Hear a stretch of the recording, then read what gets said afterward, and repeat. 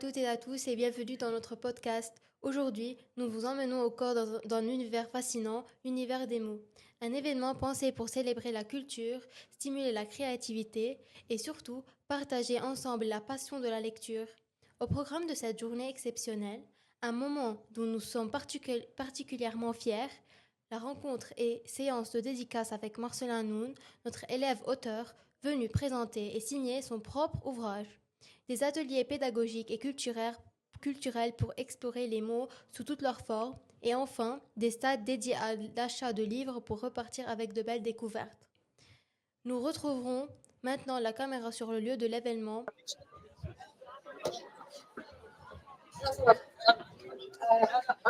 On va lire aujourd'hui Éclat de vie par Sonia Nigolian. Beyrouth, le 6 août. Beyrouth est devenu un lieu où on ne parle plus que de langue. La tension est à son paroxysme, les coups de feu crépitent. L'incendie sanglant du 13 avril a mis le feu aux poudres. Beyrouth et sa banlieue basculent dans la violence. On vit des jours et des nuits de terreur à la cadence des rafales d'armes et de mortiers, au rythme des trêves et des violations des cessez-le-feu. Quand les protagonistes sont fatigués, un arbitre invisible décide d'une chose. Mais entre deux lances, la vie continue, encore plus fiévreuse, encore plus farouche. Quand la bataille reprend, nous nous tenons dans les corridors de nos appartements, où nous pensons être plus à l'abri. Du sud au nord, des affrontements allument des incendies. Le Liban est en danger. Je suis de nouveau chez moi, dans un corridor. Ma mémoire se perd dans ces heures enténébrées. Je ne sais plus où je suis, quel temps je vis. J'erre comme une exilée dans ma propre ville. J'essaie par les mots d'atteindre la lumière, d'échanger mes pleurs contre les rires, de comprendre ces vies offertes au brassier du bûcher natal. Ami, je voudrais t'envoyer de Beyrouth un chant médiéval, un bleu d'automne. Je voudrais poser mes doigts sur les touches d'un piano pour une gymnopédie. Crois-tu que juste pour une petite musique, les canons arrêteraient leur déluge de feu? La mer taillera-t-elle ses vagues, les hommes leur folie? Si seulement la paix, un jour, rassemblait mon peuple d'étoiles, je foulerais aux pieds la mémoire et l'avenir. J'accrocherai mes rires à la nappe de jasmin, je taillerai les horizons et ces heures qui noircissent le fond de nos églises. À coup de musique improvisée, à coup de paroles déguisées, j'oublierai enfin la mort, ces corps sans vie tombés sur le noir asphalte. Ce jour-là, je réapprendrai le soleil, j'inventerai d'autres chants avec des paroles hors la loi qui nargueront les tombeaux.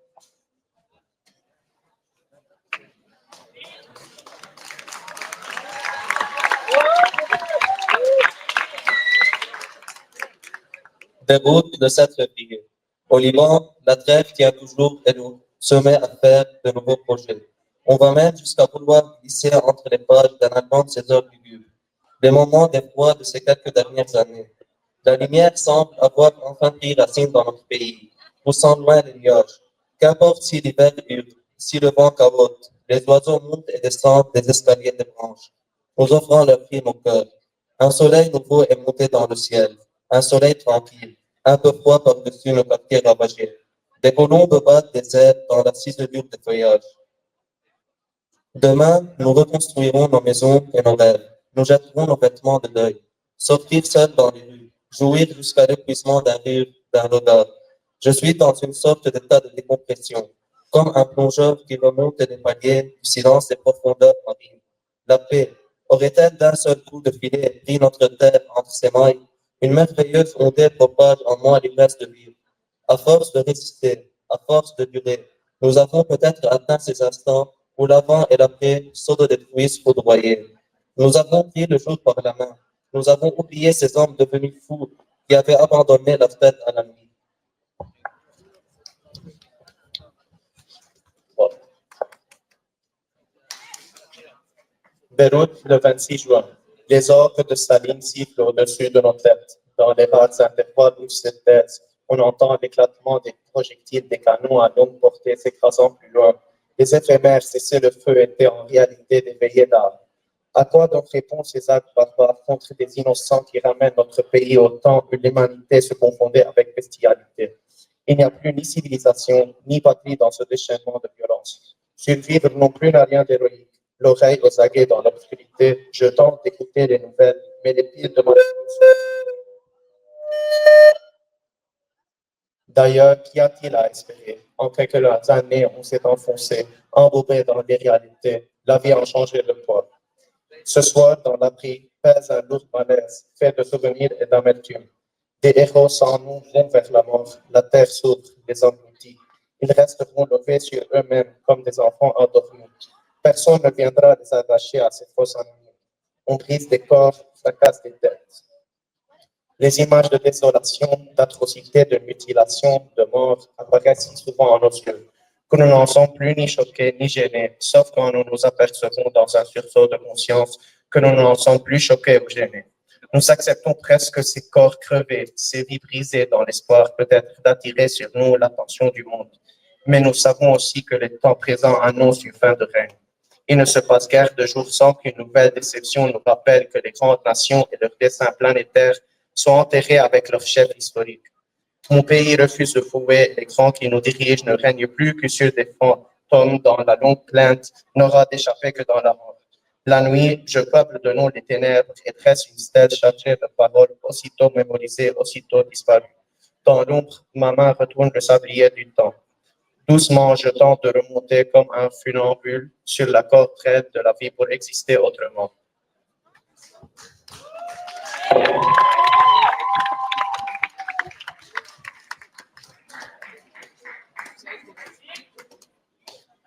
Nous poursuivons avec les ateliers du premier cycle. Ces espaces d'exploration permettront à chacun de s'immerger, d'expérimenter et de créer. Les élèves inscrits sont invités à rejoindre leurs ateliers respectifs. Les ateliers seront avec Sana Richa Choued, Nidal Haddad, Samer Abdou, Joël Ayash et Gabriel Jmeyer. Les ateliers se passent dans le premier étage. Sana Richa dans la seconde D, Nidal Haddad dans la seconde C, Samer Abdou dans la salle audiovisuelle et Joël Ayash et Gabriel Jmeyer au CCCE. Riyad, ces 2 journées ont été particulièrement intéressantes, n'est-ce pas? Oui. Riyad, élève de terminale, a participé aux préparatifs et à l'organisation, aussi bien pour le Forum des sports d'hier, pour l'Univers des mots aujourd'hui. Riyad, peux-tu nous raconter comment se sont déroulées les préparations en coulisses, coordination, logistique, gestion des intervenants? Donc, tout d'abord, Madame Paul, qui est la responsable principale de cet événement, nous a contactés en tant qu'élève de la terminale pour l'aider. C'était une expérience. On a commencé par remettre les points majeurs, puis ça a commencé à s'élargir. C'était un travail de chaîne. On s'entraidait. On était une équipe de 10-12 personnes. Oui. Donc, Madame Paul a aussi pris en charge de contacter tous les intervenants. On a pris en charge tout sur terre, Oui. en classe ici, Oui, de mettre en place tout. Donc, c'était une préparation réussie. D'accord. Comment décrirais-tu l'ambiance générale pendant ces 2 journées? Donc, ces 2 journées étaient vraiment fructueuses. C'était intéressant pour les élèves de voir de nouveaux sports pour le premier jour dans le forum des sports. C'était intéressant de parler à un gynécologue, à un nutritionniste, etc. Donc, c'était une nouvelle chose à amener à notre école. Donc, je pense qu'ils ont bien aimé la première journée. Et aussi, également, cette journée, c'était intéressant pour eux de parler avec un comédien, un journalier, une éditrice, etc. Donc, c'était pour eux quelque chose d'intéressant. Ou aussi intéressant, on a notre ami Marcelin dans notre promo de terminale qui a exposé son livre. On va avoir une lecture de ses poèmes. Donc, c'est très intéressant. Merci Riyad pour ce témoignage. Merci. C'est difficile de mettre des mots en forme de phrase, que des fois, le sentiment est plus grand que ce qu'on écrit. Absolument. Ce que tu dis est très vrai. Je soupçonne que toi-même tu écris, parce que sinon tu n'aurais pas dit cette phrase. L'idée, c'est que si c'est difficile d'écrire, c'est déjà un sujet d'écriture. D'écrire, la difficulté d'écrire. C'est déjà quelque chose. C'est-à-dire, quiconque se met devant une page blanche, mais la page blanche n'est plus une page blanche, elle peut être une plage, le lapsus est volontaire. Non, il est par définition involontaire. Une plage dans notre esprit, eh ben, soit un écran, soit une page, qu'on sente le silence et la maturation des mots avant qu'ils ne viennent se coucher sur la page, ça, c'est une dimension de la vie humaine, de la culture qui est essentielle et qui est la même pour la peinture, pour la musique, pour l'ensemble des créations possibles. On a toujours un moment d'arrêt avant de se lancer, comme quand on se jette à l'eau. Vous venez de comparer le procès de l'écriture à une plage. Mais qu'est-ce qui se passe si on va et on retrouve une tempête? Formidable. Je vais prendre à témoin le public parce que là, je viens d'entendre quelqu'un qui est extrêmement doué. Elle a manifestement... Quel est ton nom? Carmen Bastien. Comment? Ton petit nom? Carmen. Carmen. Carmen vient de rebondir sur un lapsus que je viens de faire. Au lieu de dire page, je dis plage. Elle en a profité pour poser une question sur la tempête. Ça veut dire que cette jeune fille, elle est plus talentueuse que tous les journalistes qu'on n'entend plus dans nos... Parce que ces questions ne sont pas préparées.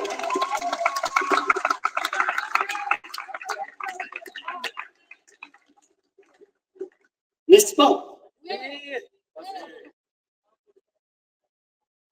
Qu'est-ce qui se passe si, en se jetant à l'eau, on va vers la tempête?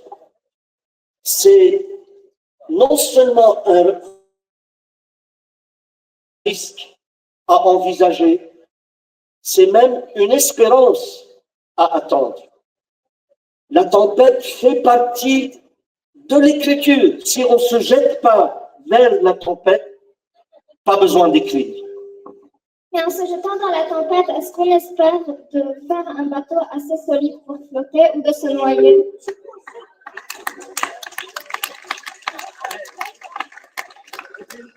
Non, non, vous...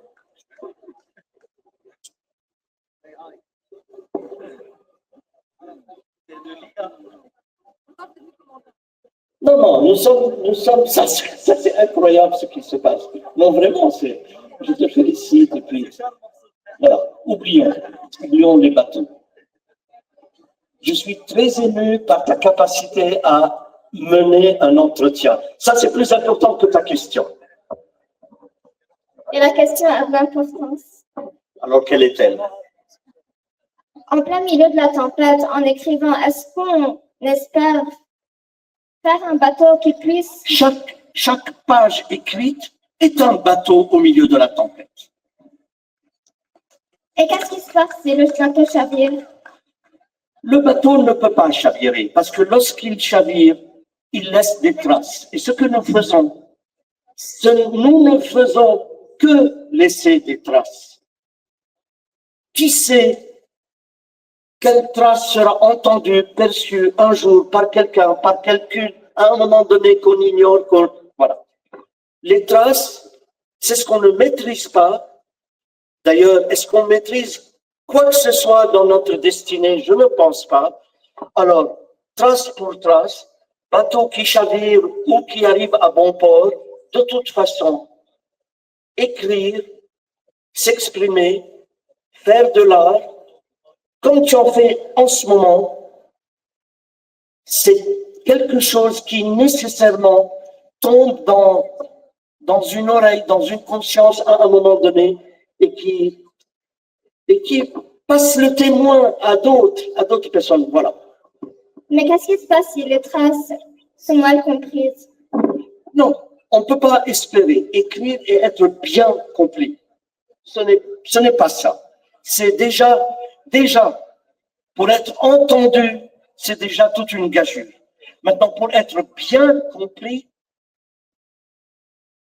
c'est quoi le bien compris? Au contraire, il se peut que parfois être mal compris est plus intéressant qu'être bien compris. Ce n'est pas ça. C'est qu'il y ait, l'intéressant, c'est qu'il y ait une chaîne où on se passe des témoins pour avancer. Pas nécessairement vers le mieux, vers le haut ou vers le bas. C'est simplement progresser de tendre la main à d'autres. Dans quel facteur cette chaîne peut se renforcer? Dans quel facteur, tu dis facteur, je sais pas. Comment rendre cette chaîne plus solide? Comment rendre cette chaîne plus solide? Eh bien, je vais rebondir sur ce que vous faites, parce que je ne vais pas dire nous faites. Ce que vous faites en ce moment, c'est une chaîne précisément. C'est-à-dire, ce collège maintenant est en train d'inviter tous les acteurs de la chaîne du livre, eh ben, pour renforcer cette chaîne. Si j'ai bien compris, j'espère que vous êtes des lecteurs, il y a des auteurs, il y a des éditeurs, il y a des responsables de bibliothèques publiques, de toutes sortes de personnes qui font que cette chaîne du livre, même si la chaîne du livre, elle est, comment dire, elle est immatérielle, eh ben, se perpétue. Et cette chaîne du livre, comment elle aide les gens? Est-ce qu'elle les tend ou elle les tire vers le haut? D'abord, j'aime, bon, tu m'inspires là, parce que puisqu'on parle de la chaîne du livre, vaut mieux d'abord se déchaîner et ensuite enlever nos chaînes. C'est paradoxal. Si tu le prends comme ça. Se déchaîner, lorsqu'on a peur d'être mal compris, est-ce que l'auteur, est-ce qu'il comprend lui-même lorsqu'il écrit? Pardon, j'entends mal à dire, je suis à 1 mètre et j'entends mal. Lorsque l'auteur, il écrit, est-ce qu'il, avant de penser que les autres le comprennent, est-ce qu'il comprend ce qu'il écrit? Ah, c'est magnifique. Si vous n'avez pas entendu, je vais répéter la question parce qu'elle est vraiment, elle est magnifique, cette question. Il y a tout un mouvement littéraire qui a répondu à cette question, ou du moins qui a pris cette question pour problématique de ce mouvement littéraire. Donc la question c'était, est-ce que si on, j'ai déjà oublié, si on ne maîtrise pas, c'est ça que tu dis? Si on ne maîtrise pas ce qu'on écrit, est-ce qu'on risque de ne pas être entendu? C'est ça que tu dis? C'est que si on ne maîtrise pas ce qu'on écrit, est-ce qu'on se comprend nous-mêmes avant de comprendre le reste? Bon, j'aurais aimé être dans un petit cercle de personnes parce que les quelques vers que je viens d'écrire hier même se font exactement écho à la question que tu viens de poser, c'est-à-dire de décider consciemment d'écrire quelque chose que je ne comprenais pas moi-même. Et je prétends que je suis en train de m'exprimer comme ça. Pourquoi? Parce que tous ceux qui dirigent, comment dire, tous ceux qui pensent encadrer nous autres humains dans nos sociétés, ils vont du postulat que tout est compréhensible et que tout est intelligible, que tout est rationnel et cohérent. Or, on sait que tout se casse la gueule tout le temps. Alors, vaut mieux prendre le parti d'écrire quelque chose qui parle directement à ce qui se casse la gueule, avec l'espoir que ça ne soit pas ce que l'on est en train de reproduire. Est-il meilleur de continuer à se poser des questions sur ce casse-gueule ou de laisser le mystère? Laissons le mystère. Alors, laissons le mystère. Chacun l'interprète personnellement. Et s'il y a écoute, ça veut dire qu'à un moment donné, le lecteur a décodé ce que vous venez d'écrire, ou de dire, ou de parler, ou de peindre, Et à ce moment-là, ça fait sens pour moi individuellement. Voilà. Mais il y a un mot que je n'ai pas prononcé qui est le surréalisme. Parce que tout à l'heure, j'ai dit que ta question était dans le fondement de la problématique littéraire. Et c'est le surréalisme qui a dit que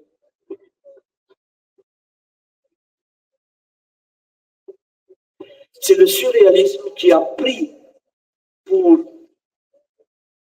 au cœur de sa compréhension du monde, qui est que l'inconscient parle autant que le conscient.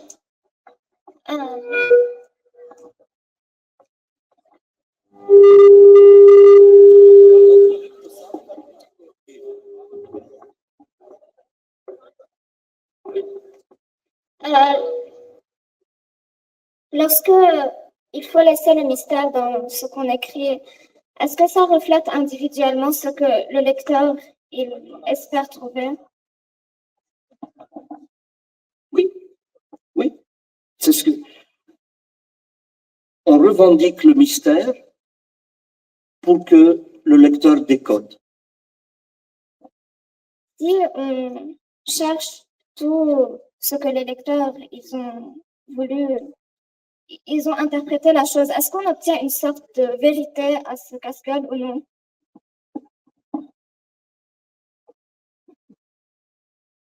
Non, non. Non, je ne pense pas que nous sommes appelés nécessairement à trouver une vérité globale, véritable, véridique, véritablement véridique pour tous. Personnellement, je ne crois pas à ça. Ça, c'est les religions qui font ça. Les religions prétendent qu'il y a une vérité absolue pour tous. Voilà. Moi, ma morale de vie est plutôt vers des vérités individuelles et intimes, qui est, voilà, plus intime et plus proche de soi. On tient ça beaucoup mieux, je crois. Que conseillez-vous à ceux qui nous entendent maintenant pour commencer à écrire? D'abord, je leur conseille de nous entendre. C'est déjà ça. Je suis touché par le fait que j'ai entendu beaucoup plus d'écoute maintenant que tout à l'heure, et ça me touche. Qu'est-ce que je conseille? D'abord, est-ce que vous voulez bien essayer d'écrire? Si vous dites oui, je vous invite à des ateliers d'écriture. On peut jouer ensemble avec des mots. Ça existe dans plein d'endroits. Je suis animateur d'ateliers, mais je ne suis pas le seul. Il y a des tas de gens qui font des cercles pour soit partager ce qu'ils ont écrit, soit écrire en commun, soit s'inscrire dans un projet d'écriture. Mais je répète, quand je dis écriture, c'est tous les autres arts, évidemment. Voilà. Donc, quel est le conseil? Mais le conseil reste lire, lire, lire, lire, lire, lire, lire. Arrêtez-moi parce que je ne vais pas arrêter. Lire, lire, lire, lire, voilà. Quelqu'un a des questions? Quelqu'un a des questions? D'accord. Merci beaucoup. Merci. Aujourd'hui, nous avons le plaisir d'accueillir Marcel Hanoun, un jeune poète libanais dont le talent fait déjà parler de lui. Né en 2008 et élève de terminale au collège Notre-Dame de Lourdes à Amchid, il est la preuve que la voix de la jeunesse peut avoir un impact puissant dans le domaine des lettres. Marcelin écrit principalement en français et s'inspire du quotidien, de la mémoire et de la réflexion personnelle. Son premier recueil, Brise, a déjà attiré l'attention pour sa sensibilité et sa maturité, faisant de lui l'une des voix littéraires émergentes de sa génération. Nous avons donc le plaisir d'échanger avec lui aujourd'hui pour mieux comprendre son parcours inspirant et découvrir comment il perçoit son rôle en tant que poète de sa génération. Marcelin, merci d'être avec nous. Merci à vous pour l'invitation. Marcelin, y a-t-il un moment précis qui vous a donné envie de devenir poète, un événement qui a changé votre regard sur l'écriture? Oui, surtout l'écoute de la musique. J'étais très admiratif des paroles des chanteurs, spécialement celles de Youssoupha, Nekfeu et Dinos. Donc j'ai voulu faire pareil en commençant à écrire. Parmi les poètes qui vous inspirent, y a-t-il un passage ou un poème qui vous a particulièrement marqué et que vous relisez souvent? Oui, il y a un passage dans le recueil poétique Les Regrets de Joachim du Bellay où il parle de la douleur en général et du but de l'écriture. Et je trouve que ces thèmes sont très semblables aux miens, donc ça m'a touché. Oui. Si vous deviez explorer un autre genre d'écriture, le roman, le théâtre ou le scénario par exemple, lequel vous tente le plus et pourquoi? Ce serait le scénario, car j'aime beaucoup imaginer des histoires et me mettre à la place des personnages pour créer des histoires dramatiques qui touchent les spectateurs et les lecteurs. Pour conclure cet entretien, y a-t-il un message que vous souhaiteriez transmettre aux jeunes qui hésitent encore à se lancer dans l'écriture? Je dirais surtout de faire ce qu'ils ont envie de faire. S'ils ont envie d'écrire, bien sûr qu'ils le fassent. Et s'ils n'ont pas envie, qu'ils n'écrivent pas. Et surtout de ne pas suivre inconsciemment les avis des autres. Merci beaucoup. Merci. Notre génération préfère-t-elle le numérique ou le papier? Micro-trottoir avec Elena que d'ici 2 secondes. Bonjour. Bonjour. Préférez-vous les livres traditionnels ou les livres électroniques et pourquoi?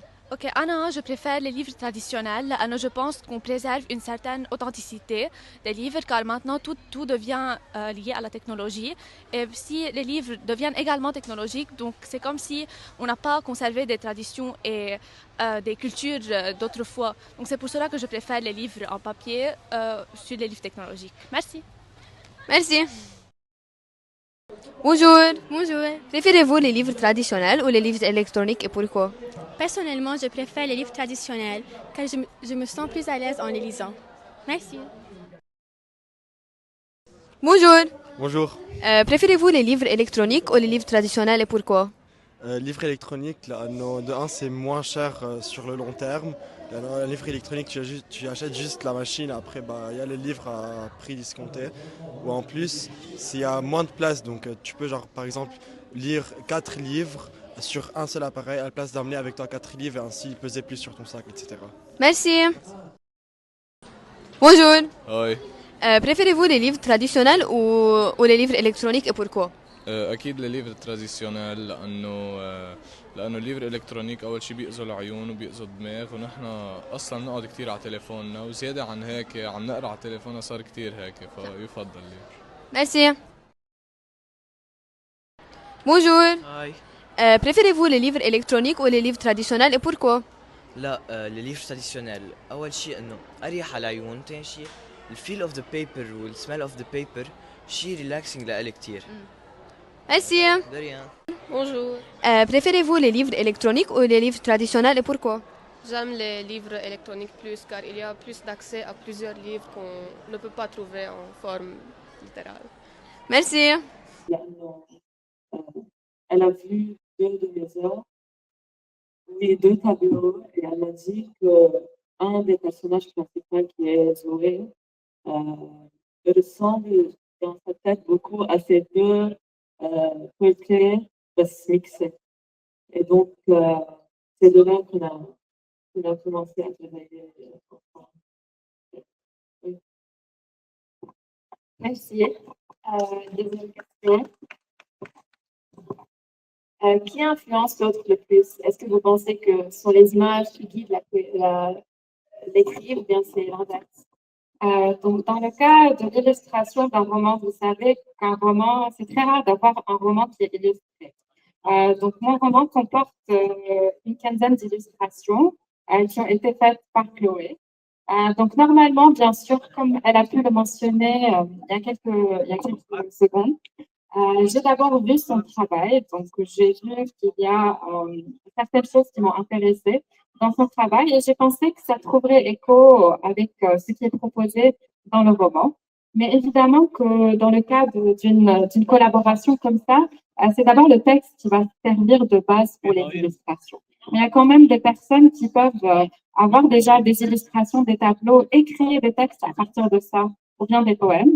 Mais dans le cas d'une illustration de roman, c'est plutôt le contraire.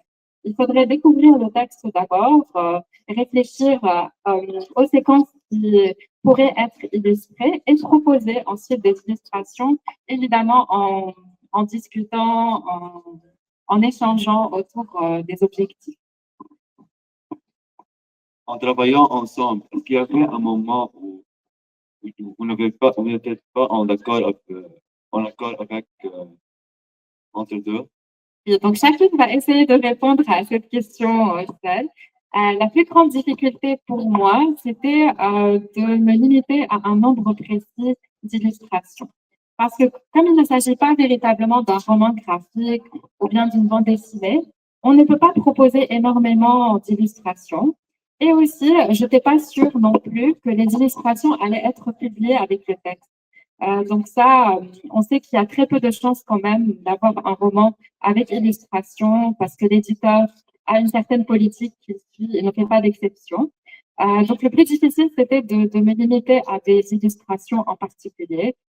Donc de relire le texte plusieurs fois pour essayer de me dire quel passage mériterait une illustration ou autre.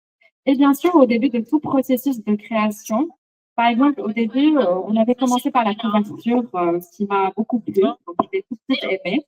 Et après, il y a eu quelques illustrations avec les personnages que nous n'avons pas pu garder. Donc, il faut parfois faire un certain choix. Et au début, quand j'ai vu mes personnages, c'était un peu difficile pour moi parce que j'avais du mal à les imaginer en tant que tels, véritablement sur papier ou autre. Donc, je crois, au tout début, qu'il y a quand même eu un travail peut-être de reproposer quelque chose d'autre et faire d'autres illustrations. Je la laisse s'exprimer maintenant. It was a long process بس يعني ما كان في كثير مشاكل. again بعيد اللي قالته الشيء أكثر شيء اللي فكرت فيه الحس أنا هو مثل ما قالت إنه الإديتور إذا يقبل بكل شيء موجود وإذا أصلا حيخلي كل شيء بالكتاب. فهذه الانسرتينتي كانت موجودة بس other than that. Par écrit Zadig et Zoé, est-ce que vous envisagez un nouveau projet ensemble?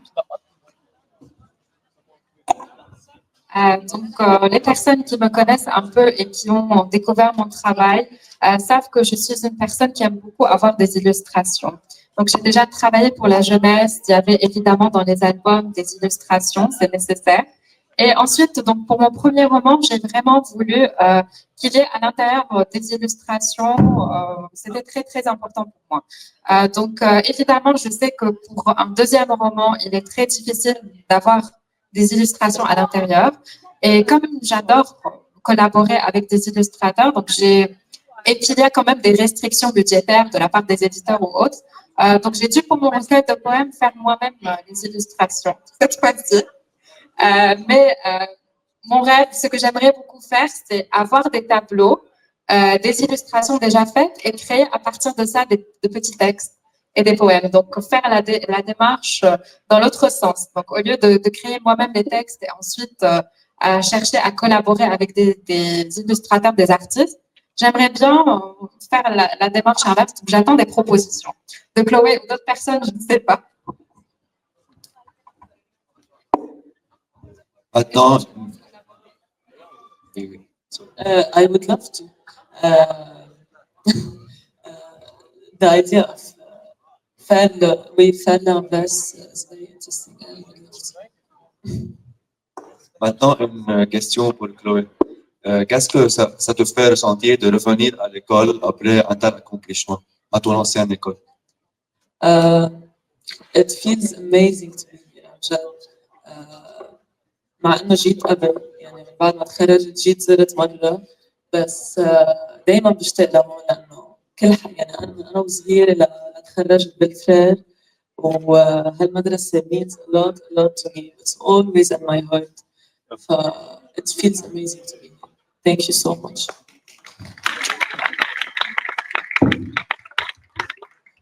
Juste pour revenir sur ce que vous avez dit, d'où est-ce qu'elle vient l'idée d'intégrer les illustrations dans les romans? C'est pas vraiment, si vous voulez, ordinaire de faire ça, c'est plutôt spécial. Et du coup, pourquoi est-ce que vous voulez les intégrer? C'est tellement important pour vous.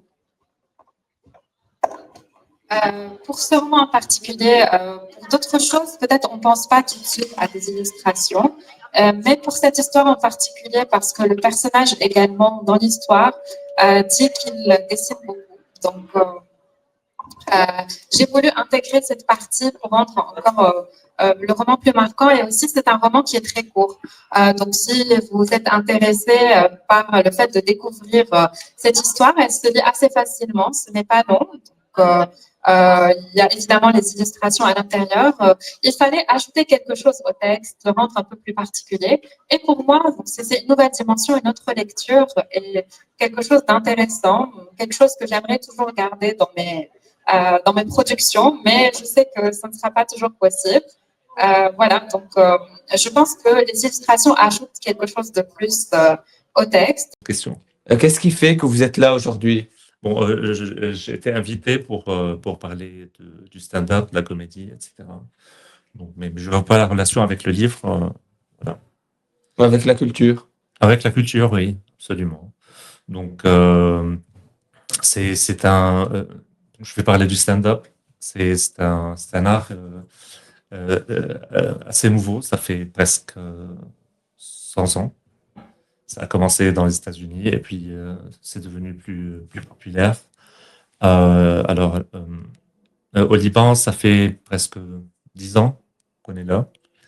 Et ça parle, c'est le langage de la rue. Ça parle de la vie, de tout. Enfin, voilà, c'est un genre de culture un peu, comment on dit, raw en anglais. C'est quoi? C'est brut. Voilà. Oui. Merci beaucoup. Je vous en prie.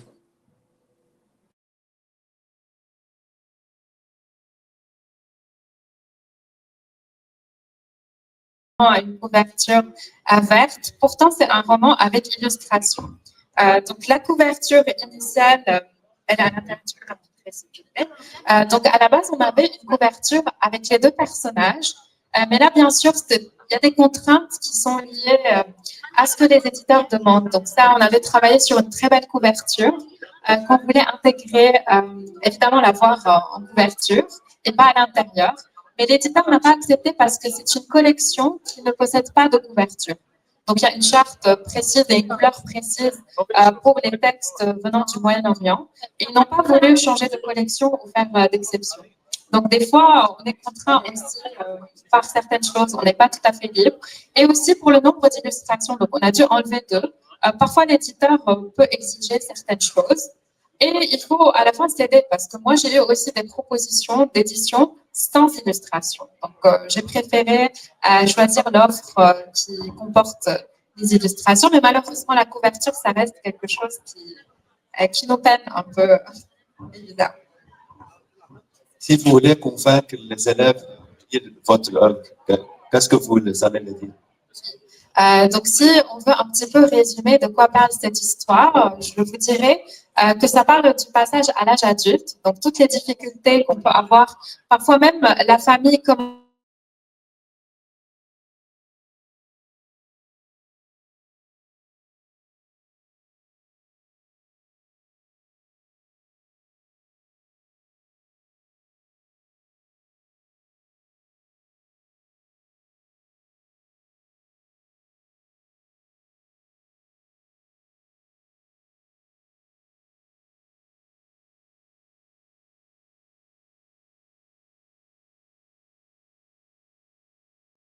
assez long. Donc, j'espère que vous aurez la curiosité de le lire. En tout cas, on sera en dédicace tout à l'heure. Donc, si vous êtes intéressé, vous pourrez. Donc, mes 2 livres, mon éditrice est là aujourd'hui. Pour le livre avec les poèmes, donc, elle a fait un prix spécial pour votre école. Elle a fait un geste vraiment généreux. Donc, si vous aimeriez découvrir le roman et le recueil, vous pouvez évidemment. Et on sera en dédicace à la fin de la journée. On pourra vous écrire un petit mot avec chaque exemplaire. Merci beaucoup. C'était très intéressant de voir une nouvelle perspective des romans avec des illustrations. Est-ce que quelqu'un a des questions? Aucune question. Y a-t-il quelque chose que vous voulez ajouter?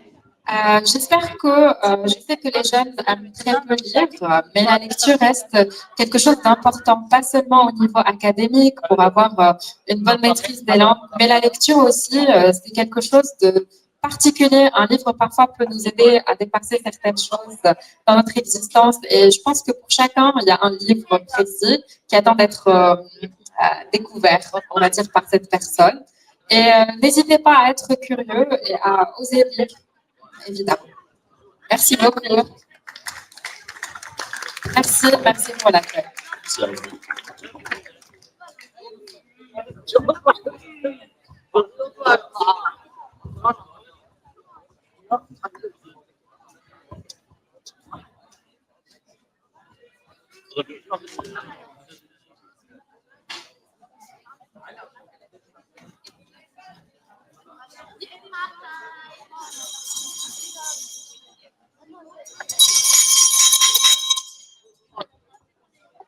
Il est maintenant temps d'ouvrir le second cycle d'ateliers optionnels. Les élèves concernés sont invités à rejoindre leurs espaces d'activité et de création, ainsi que les animateurs de ces ateliers.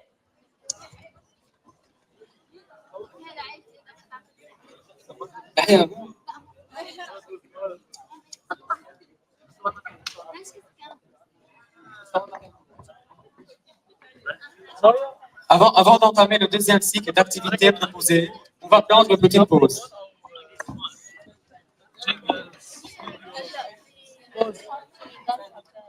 انا بريك 5 دنيا عبط نطلع لفوق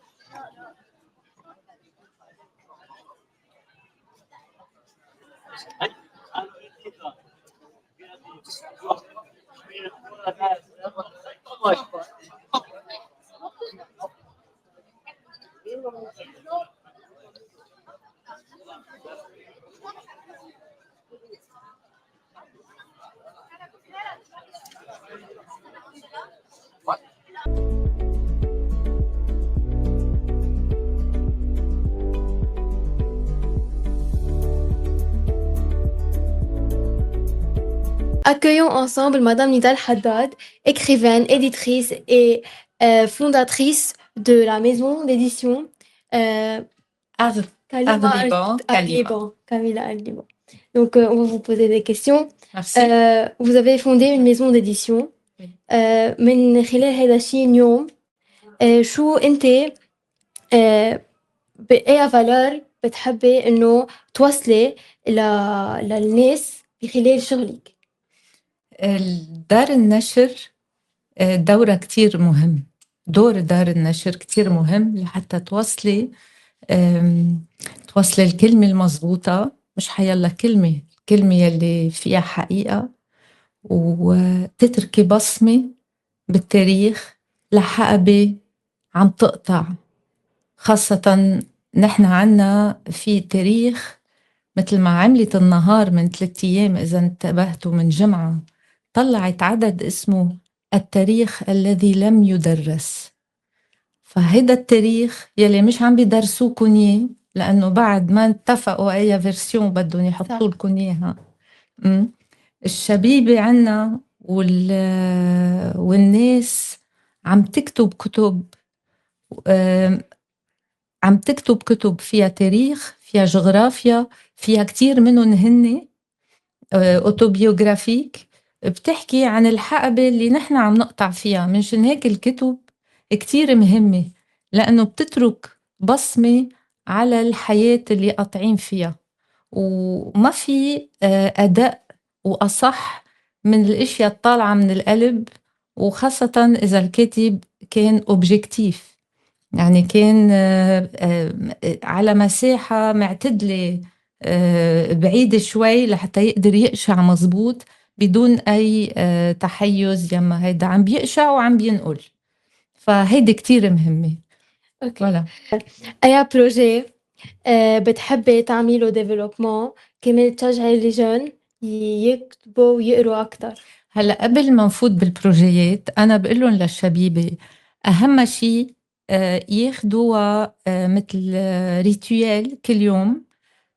هلا كنت بالصف كمان مع شباب كتير هيك قراب للقلب، كمان ما كتير بيقروا ولا كتير بيكتبوا. لازم يعملوا اكزرسيس، يعني كل الشبيبة لازم يعملوا ان ريتويال كل يوم، يحطوا حدهم ورقة وقلم، يكتبوا شو حاسين، يكتبوا شو عاشوا، يكتبوا شو. هذا مش ضروري شيء كتير كبير، يعني ديجا هيدي الانيسياسيون على الكريتور تكون ياخدوها مثل خصلة. والقراية نفس الشيء، يعني بلشي إذا بدك قبل ما يروحوا على الكتب وهيك يقروا جريدة يقروا جريدة لحتى يشوفوا أول شي وين قاعدين، شو عم بيصير حواليهم وبأي منطقة قاعدة. وبالجريدة في عندك كل شي، عندك سياسة وعندك ثقافة وعندك كل شي موجود، سبور، كله موجود جوا. فأول شي لغتهم كمان بيمرنوها، وبيصير بيغذوا شوي كلمات بيغذوا شوي راسهم، اوتوماتيكمون كمان ينقلوا يجربوا على الكتب. الكتب ينقوا الاشياء اللي هن الجانر اللي هن بيحبوه، بدهم يجربوا يقروا، يعني هن بدهم يقوموا بهالخطوة هيدي. مشان هيك بنبلش بشي بسيط، أول شي جريدة يكون عندهم حشرية، بعدين الكتاب يلي هو بالبيت. إذا في كتب بالبيت، ما في بيت بلبنان ما عنده كتب، إيه ياخدوا كتاب من البيت ويجربوا هذا يجزر، بعدين بيصير شوي بتكبر. هلا أنا بدار النشر بحب كتير les ouvrages collectifs. ليه؟ لأنه كمان ما بخلي فرصة بيقطع فيها لبنان بأزمة، بحالة معينة، بكذا، بوثقها بان اوفراج كوليكتيف. كل مرة عم بيكون في 40 50 60 70 واحد، 80 آخر مرة، 80 واحد كل واحد رأيه مش ضروري يكونوا بيلتقوا على نفس الموجة. ايه اوقات دي زافي فريمون ديفرجون، يعني بس انه موجودين. واحد بيصير عنده حشرية كمان، يشوف الصورة، يقرأ الكلمة، عرفتي؟ وي يعني أنت بتشجع إنه يكون حدا عنده جورنال قديم؟ الجورنال كتير مهم، لأنه أول شي على الصعيد الشخصي.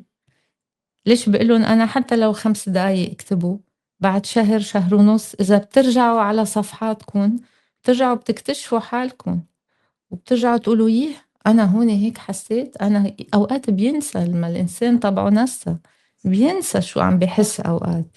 فوقت يشوف شو كاتب وهذا، وكمان c'est une façon d'écrire et de faire sortir tout ce qu'il y a dedans. Oui. C'est très bien. Merci. Voilà. Merci. Mais il faut jamais négliger la littérature parce que la culture, c'est notre patrimoine. C'est tout ce qui reste. Après, tout est oublié. Il faut toujours œil sur la lecture. Voilà, c'est ça. Lire, comme dit M. Goddard. Il faut toujours lire. C'est notre patrimoine. C'est tout ce qui reste après ce qu'on oublie, voyez-vous. Il faut regarder, voilà. Il va arriver un moment où on oublie. J'oublie certaines choses. C'est pas que je ne connais pas, mais je les oublie. C'est normal. Donc, c'est la lecture, elle m'aide toujours à avoir cette présence d'esprit, disons que cette conscience, et aussi à avoir toujours l'œil et l'observation. Des questions pour Madame? Non? Ok, j'ai tout dit. Merci beaucoup, Madame. Merci à vous.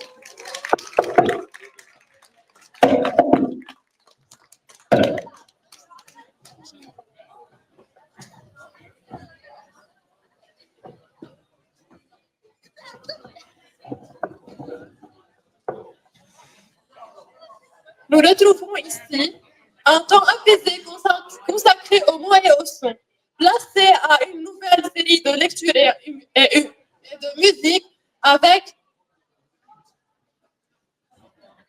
Théa Dranem, Lynn Beirouti et Sherbil Kafrouni, élèves de première qui lisent pour Georges Hatem.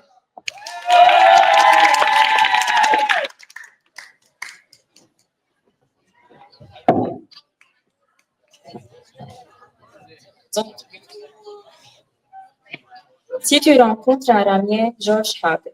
Si tu rencontres un ramier dans un bois si jeune par la vie de sa neige, quand les yeux veulent le dire renaud du soir, fais un repos de tout ce qui est à lui, l'âge de la forêt, mon amour est un songe. Dans le sommeil, quelquefois, des graines éveillent des ombres, il vient des enfants avec leur monde, légers comme des ossements de fleurs, alors dans un pays lointain si proche par le chagrin de l'âme, pour rejoindre le pavot des paupières innocentes, les corps de la nuit deviennent la mer.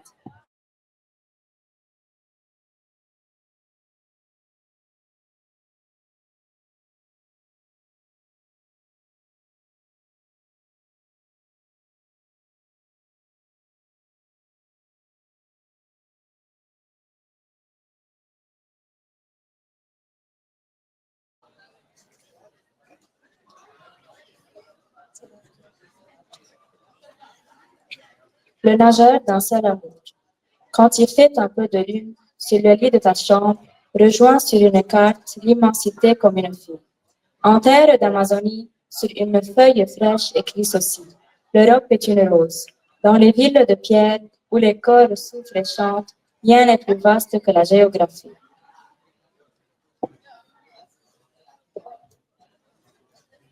Vous qui partez pour un pays lointain, que les évêques du songe en habit doré vous présentent à la lumière, qu'ils disent que vous êtes la goutte d'eau qui tremble à leurs doigts de toute sa richesse, l'ambre et le mail de leur collier, qu'ils vous appellent cercueil de violon ou gazelle, chauve-souris malheureuse qui boite dans l'air en voltigeant, afin que vous soyez épargnés les épines du froid, la distance et ses blessures, et que l'eau soit douce pour vous, même sur la mer.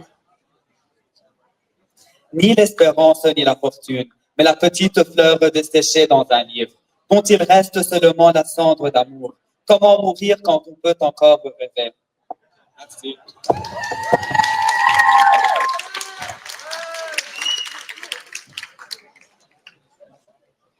Merci pour vos lectures. On passe maintenant à Thomas Matar, un élève de terminale, qui va lire un extrait de Saïd Haroun.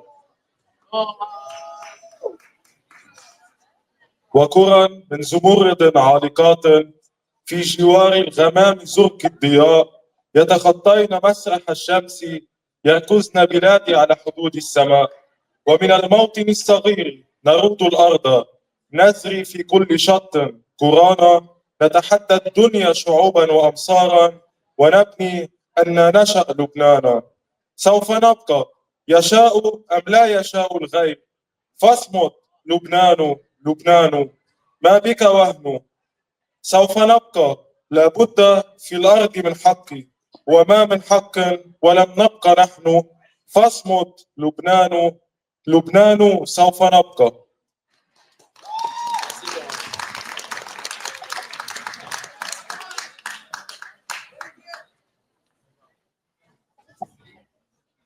On prendra une pause de quelques minutes puis nous reviendrons.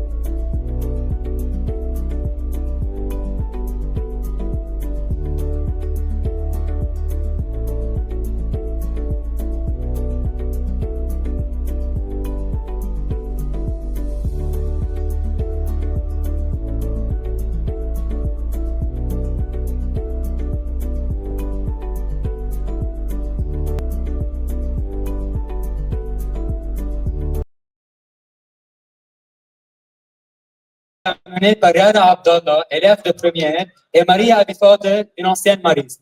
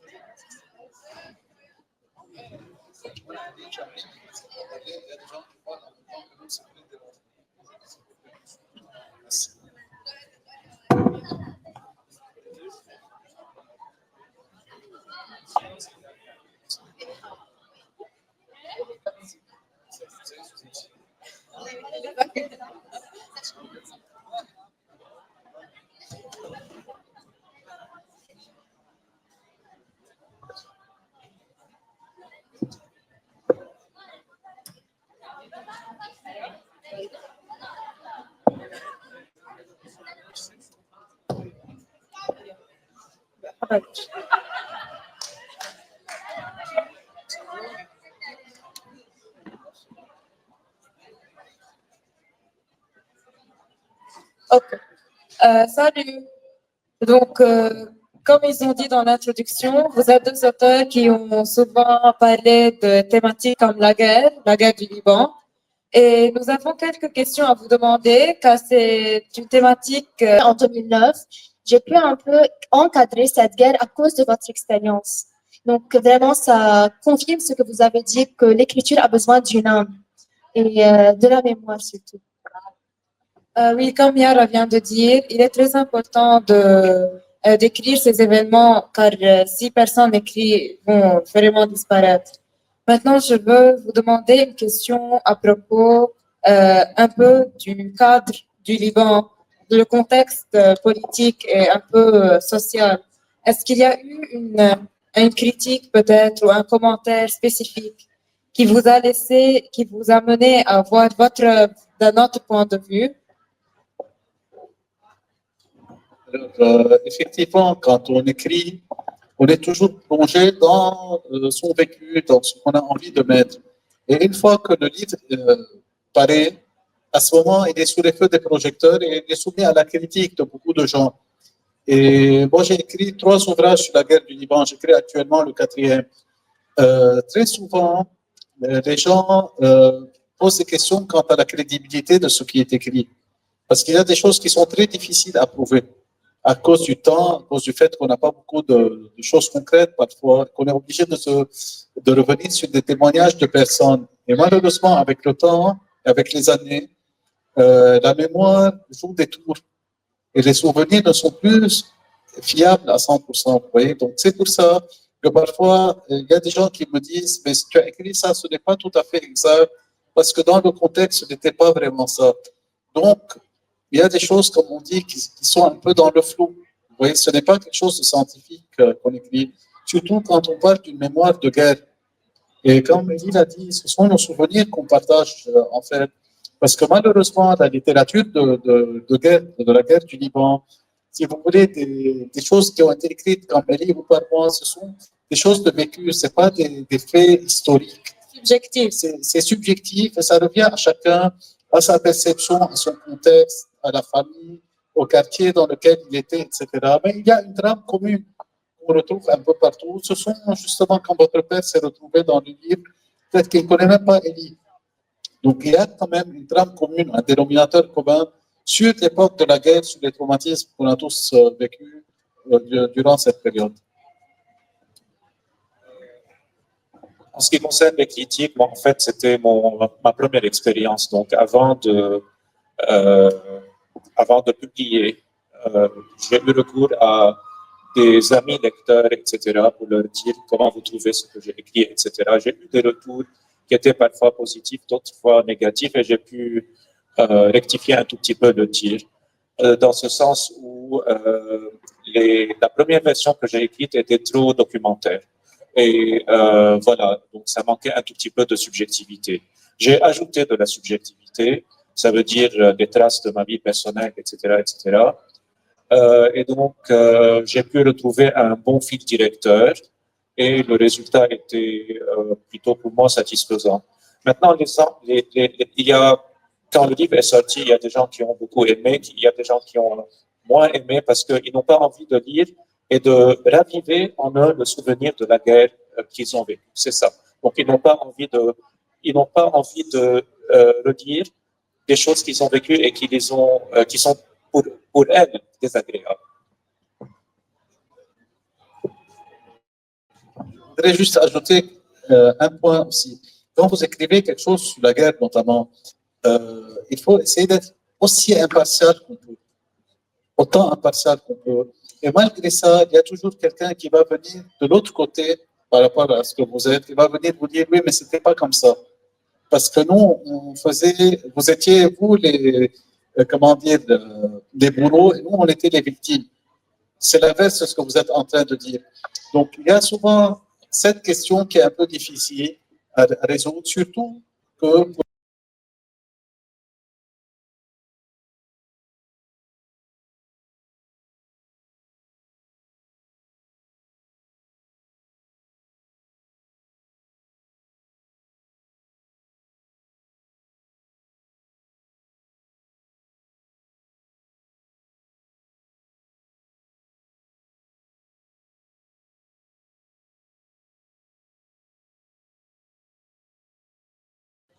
pour un tout petit peu échanger les rôles, parce que en tant qu'auteur, auteur en guillemets, on s'attend à un certain retour de la part des lecteurs qui ne vient pas. Je donne un exemple. Dans le livre que j'ai écrit, je n'ai jamais parlé de musulmans ou de chrétiens. Je n'ai jamais parlé de vraiment de. C'est-à-dire que j'ai parlé de politique, le camp de droite et le camp de gauche. Durant la guerre de 75 jusqu'en 90, le camp de gauche était celui des musulmans, le camp de droite était celui des chrétiens, schématiquement, parce qu'il y avait des chrétiens de gauche, il y a des musulmans de droite, en fait, un peu moins. Mais mon message, c'était que, quelque part, je ne veux pas parler de confessionnalisme dans le livre, et personne ne l'a remarqué. Très peu de gens, quand ils ont lu mon livre, ils ne m'ont pas dit, enfin, très peu de gens ont remarqué qu'il n'y a pas chrétien et musulman quelque part. Il n'y a pas ce mot. Il n'y a pas ce mot, ni chrétien ni musulman. Et je l'ai fait exprès, et personne ne l'a remarqué. Donc je critique à mon tour moi-même des lecteurs qui sont inattentifs. Vous avez parlé de plusieurs versions dans votre écriture. Vous avez d'abord créé une version qui a été un peu plus comme un documentaire. Et vous avez parlé un peu, en fait, vous avez parlé de schisme quand vous avez parlé de l'extrême gauche et de l'extrême droite. Et aussi de comment le lecteur peut être inattentif. Donc, on pourrait dire que vous avez votre propre langage dans votre écriture et que le lecteur, sa compréhension, ça consiste en soi un autre langage. Est-ce qu'on pourrait, en ressortant un peu de la critique et des plusieurs perspectives dont que vous avez mentionnées, est-ce qu'on pourrait dire qu'il y a ce langage commun et ce dénominateur commun entre auteur et lecteur? Yani, si on ouvre, comme ils disent en arabe, cela pourrait-il être ce langage qui un peu décodifie tout ce qui surpasse la religion, tout ce qui surpasse la politique, tout ce qui surpasse les expériences très personnelles?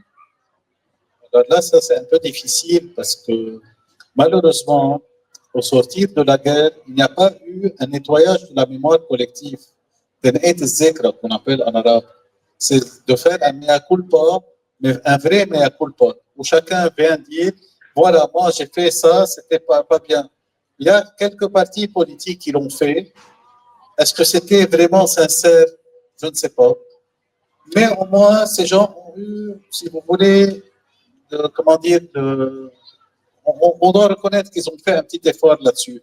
Il y a eu, par exemple, Moussalah Tejabal, qui a été fait par le patriarche Sfer et par Walid Choublat à l'époque, dans les années 2000, où ils se sont dit, bon, il y a eu des erreurs de chaque côté, etc. Ça a fait un lavage de cœur. Mais ça, ce sont dans les hautes sphères, sans faire de jeu de mots avec le patriarche, bien sûr.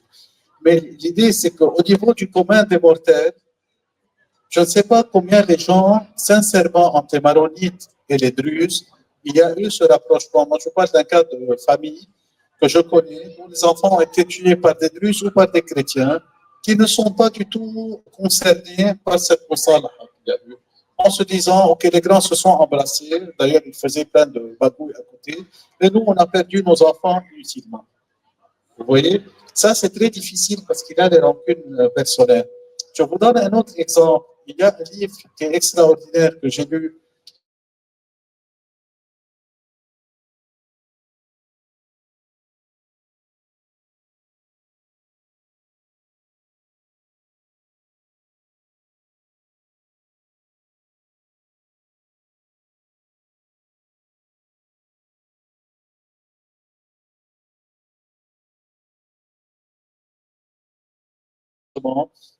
C'est l'armée de honte. C'est une guerre fratricide qui a mené à la destruction du pays par deux tyrans, que ce soit l'un ou l'autre. Et ce monsieur est venu dire, après la guerre, écoutez, tous les deux, vous nous avez menés à la ruine. Et il a eu le mérite de rassembler des gens de l'armée, des gens des forces libanaises qui se sont battus, et de leur dire, écoutez, nous, on va faire entre nous une moussalaha. Je vais écrire un livre sur ça. Et effectivement, dans son livre, il reprend toutes les batailles qui ont eu lieu pendant Harb al-Idra. Il analyse d'un point de vue des forces libanaises, il redonne l'autre version de l'armée libanaise pour arriver à la conclusion que finalement, on a tous été des pions dans cette guerre. Vous voyez? Et ça, c'est énorme comme travail. Et lui, il a réussi, je pense, à fédérer un peu ces gens autour d'un mea culpa commun. Voilà où on en est. Aujourd'hui, il y a des initiatives privées qui sont en train de sortir. Ça me revient.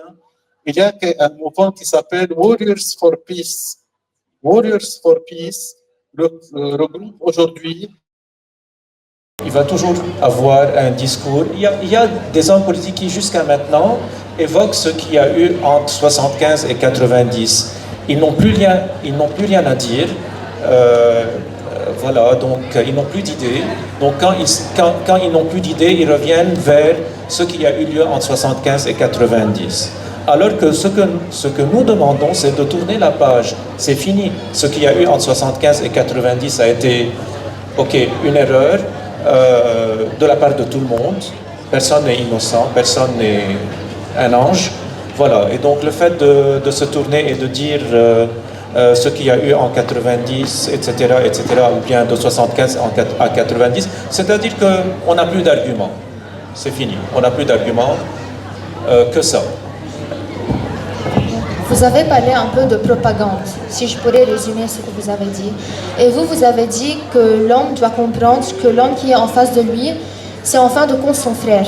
Ce n'est pas son ennemi. Et donc, ça a un peu relevé la question de la paix.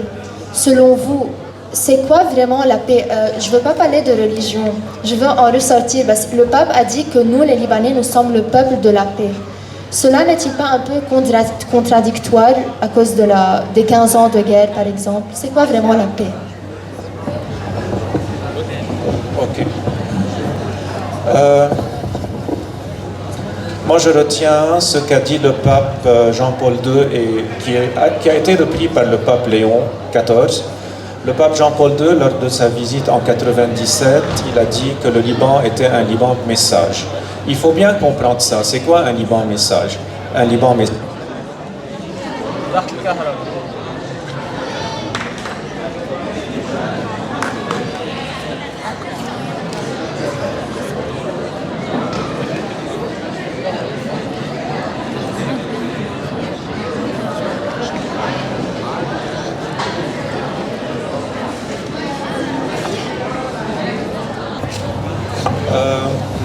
Ok, je continue. Il y a 1000 idées qui me viennent. Il y a 1000 choses que j'aimerais vous dire, mais pas dans le désordre.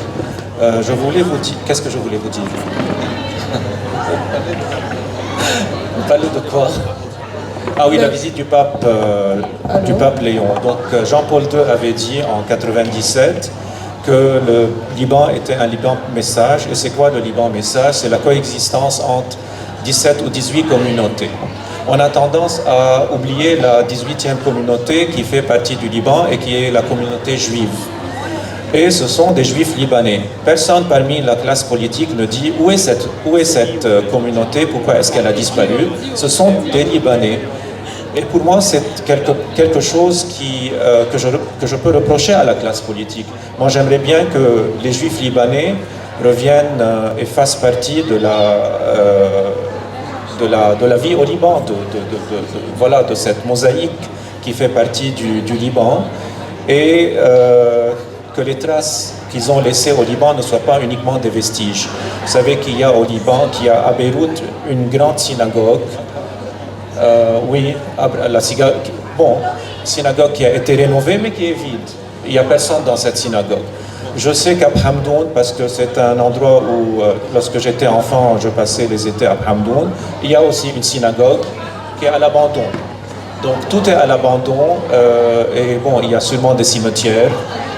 Voilà ce qui reste. Des synagogues religieuses peuvent coexister. Et c'est l'anti-Israël. Israël est un pays qui comprend une seule communauté. C'est un pays où il n'y a que des juifs. Il faut qu'on leur montre que non, le modèle libanais peut réussir, et c'est ce qui les pousse à nous combattre, c'est justement notre richesse et notre diversité. C'est ce qu'ils veulent détruire. Ils veulent détruire la richesse et la diversité du Liban, parce que nous sommes en train de leur démontrer qu'un pays peut comprendre plusieurs communautés. C'est ce qu'ils ne veulent pas. Ils veulent être seuls, monopoliser tous les territoires, chasser les musulmans, chasser les Palestiniens, chasser tout le monde et voilà, prendre possession de tout le territoire. C'est ce que nos hommes politiques n'ont peut-être pas compris, parce que parfois, nous sommes en train d'accomplir la tâche à leur place, nous sommes en train de détruire notre propre pays et nous sommes en train de les servir. Voilà. Notre diversité, c'est notre paix. Le fait. C'est notre richesse à condition qu'on sache l'utiliser intelligemment en privilégiant la notion de nation avant la notion de la religion. Et aujourd'hui, il y a tout un débat, par exemple, est-ce qu'on fait la paix avec Israël? On ne fait pas la paix avec Israël. Et si on fait la paix avec Israël, ça veut dire qu'on est des alliés, et qu'on est des ennemis, et qu'on est des maudits, etc. Mais finalement, nous, si on vit en paix, que ce soit avec un accord de paix en direct ou par de pieds détournés, etc., ce que nous voulons, ce que le peuple veut, c'est de vivre en paix finalement. Parce que tout le monde a été affecté par la guerre. Finalement, comme disait Elie, ce sont les politiciens qui font leur intérêt et qui tirent les ficelles. Chaque fois qu'ils sentent qu'ils vont perdre un peu de leur pouvoir, ils commencent à tirer un peu, ou bien à sortir ce qu'on appelle en arabe amis asmin. Amis asmin, c'est-à-dire un alibi à chaque fois qui va effrayer tout le monde. Et cet alibi, c'est justement la religion, c'est la guerre de religion, toi tu es un traître, etc. Donc si aujourd'hui on peut vivre en paix, que ce soit avec les Israéliens ou avec le diable, qu'est-ce qu'on en a à faire? L'essentiel, c'est que le pays soit florissant, que tout le monde vive en paix, chacun retrouvera son équilibre à un moment. Et en tant que jeune, moi je vous invite à sortir un tout petit peu de votre région, aller découvrir d'autres régions et d'autres communautés, des jeunes qui appartiennent à d'autres communautés, vous verrez qu'il n'y a pas de différence. Moi j'ai l'expérience de travailler dans un établissement où il y a des personnes de toutes les religions. J'entre en classe, je ne fais pas la distinction, ils ont les mêmes soucis, les mêmes réflexes, les mêmes problèmes, etc. Donc voilà, c'est ce que je peux vous inviter à faire. Donc encore une fois, je reviens sur l'idée, c'est que je ne pense pas que le problème se situe au niveau de la population, au niveau du peuple qui veut vivre. Il est nourri par nos dirigeants. Le problème est nourri par nos dirigeants. Voilà, je ne sais pas si vous êtes arrivé de rencontrer des gens d'autres religions, d'autres confessions.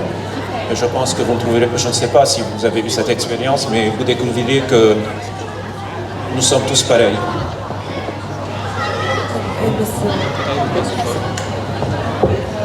Donc, pour résumer un peu pour tous, le Liban, c'est une mosaïque. Et une mosaïque, ça veut dire un seul message, n'est-ce pas? Mais c'est un dessin, on pourrait dire. Mais en même temps, la mosaïque, elle est formée, je dirais, de pierres précieuses, qui n'est pas une surface lisse. C'est pour cela qu'on doit combattre pour notre paix, pour faire entendre ce message, n'est-ce pas? Merci. C'est pas une question. Merci à vous. Merci. Merci encore pour cette... Monsieur Shakir, please, تفضل على stage.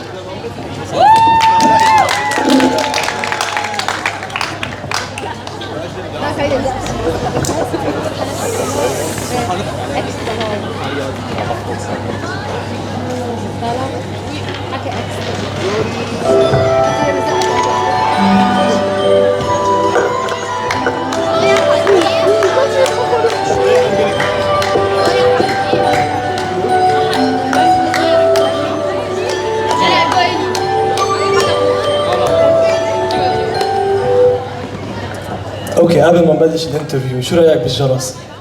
بالجرس كثير حلو، غير لي حياتي.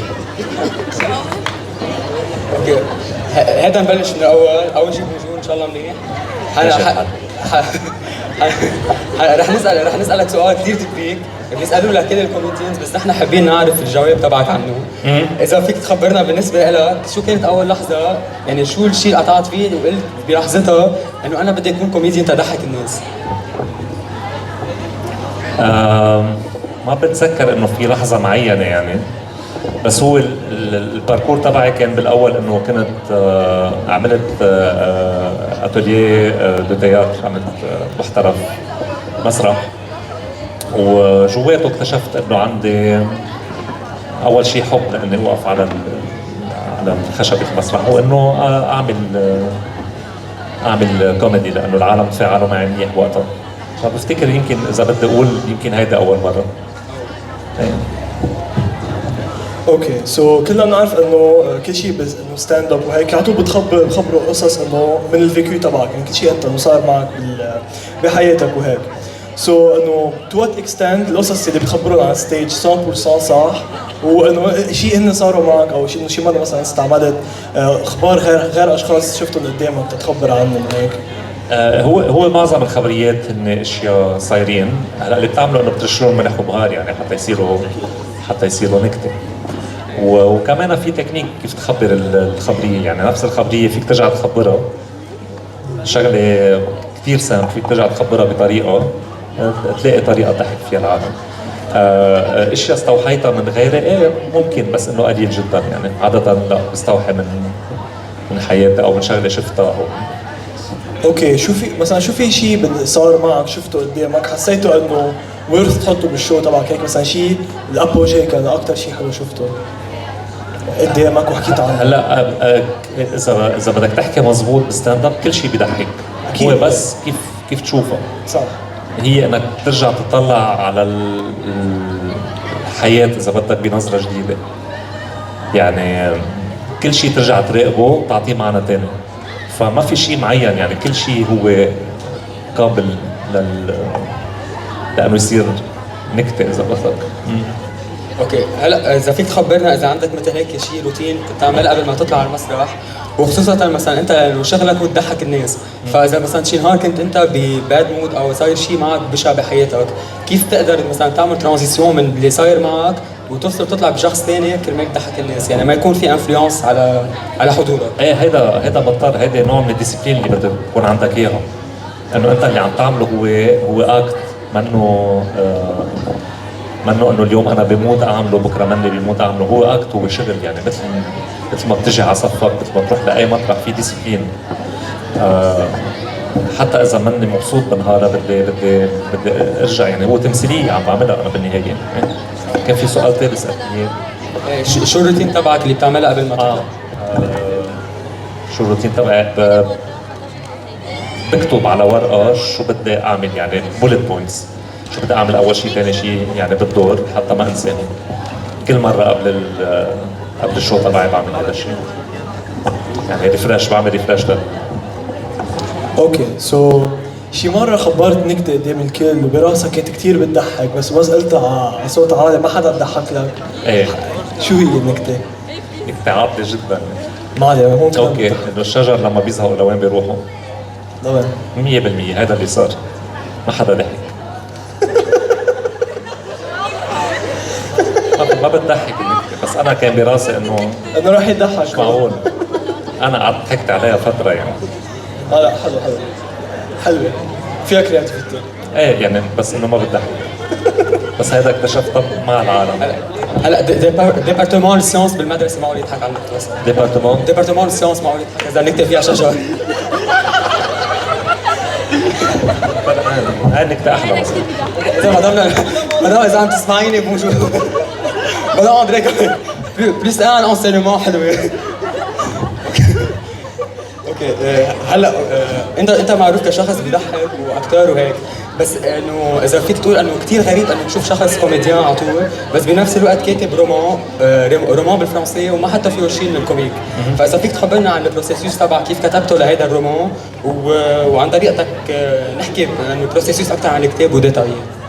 اوكي هو كتبته كان عندي نوع من حاجه اني اكتبه، يعني كان في قصه عم بتعلم براسي وعبالي اكتبها، فبلشت اكتبه وما كان عندي نيه ابدا انه اعمل له اطبعه او اعمل اي شيء من هالنوع، كان عبالي بس انه اوريه لاختي وللناس اللي حوالي حتى هيك نتسلى يعني. اللي صار انه من بعد ما كتبته رفيقتي هي اوتور كمان قريت الكتاب وحبت، قالت لي ليش ما بتجرب تطبعه او تبعته على ميزون ديسيون تسالهم هيك. فهذا اللي صار، يعني بعته على جيدون اسمه بفرنسا، وقريوه حبوه. يعني اذا بدك بس كله بالهيك ستروبيا وصل. ما كان عندي نيه انه اعمل هيك شيء. فيك تخبرنا مثل ريزومي صغير عن شو بيحكي الكتاب ومن وين اخذت الانسبيراسيون تاع تكتبه؟ اوكي، هو الانسبيراسيون من الناس اللي حوالي. اخذت اذا بدك قصتهم وحولتها، عملتها غير قصه. انا اخذت البيرسوناج تبعهم وركبت لهم غير قصه. هي بتحكي عن 3 جينيراسيون من الاولاد. في تروماتيزم بلش هون وانتقل للكل لحديت ما اخر شيء حدا بالاخر فك هذا التروماتيزم وقدروا يكملوا. هيدا Librairie Antoine, bonjour. Vous participez à cette semaine culturelle depuis des années. Cette année, qu'avez-vous trouvé quelque chose qui a changé? Oui, c'est vrai que ça fait des années, plus de 15 ans qu'on participe aux expos de Schleiermacheriste. Mais cette année, c'est différent, c'est plus petit, mais il y a beaucoup d'ateliers organisés par l'école. Et c'est très intéressant pour les élèves et pour nous, on entend des choses merveilleuses. Ouais. Merci. Farfour Shiraz, bonjour. Vous êtes une spécialiste dans le monde des livres de seconde main. Alors, est-il vrai que les personnes qui vendent leurs livres de seconde main sont plus nombreuses que les personnes qui en achètent? Oui, en fait, oui, malheureusement, c'est très vrai. C'est une vérité qui s'avère de plus en plus maintenant. On le voit. Les gens ne lisent plus, ou au moins ne lisent plus du papier. Ils sont plus sur les écrans. Et les gens veulent se débarrasser de leurs livres. Donc, les gens qui veulent vendre sont beaucoup plus que ceux qui veulent acheter. Nous, on continue le combat. On essaye d'aider dans le domaine des livres, de faire des prix bas pour que les gens restent attachés aux livres, au papier. Mais on fait tout notre possible. Mais ça, c'est très vrai, c'est que le livre perd beaucoup de sa popularité. Merci. Pour terminer, faisons le lien entre la journée des mots et le forum des sports d'hier. Explorer, découvrir, que ce soit par le sport ou la culture, l'objectif reste le même. Ouvrir nos horizons, développer nos talents et grandir. Merci de nous avoir écoutés et à très vite pour un prochain épisode.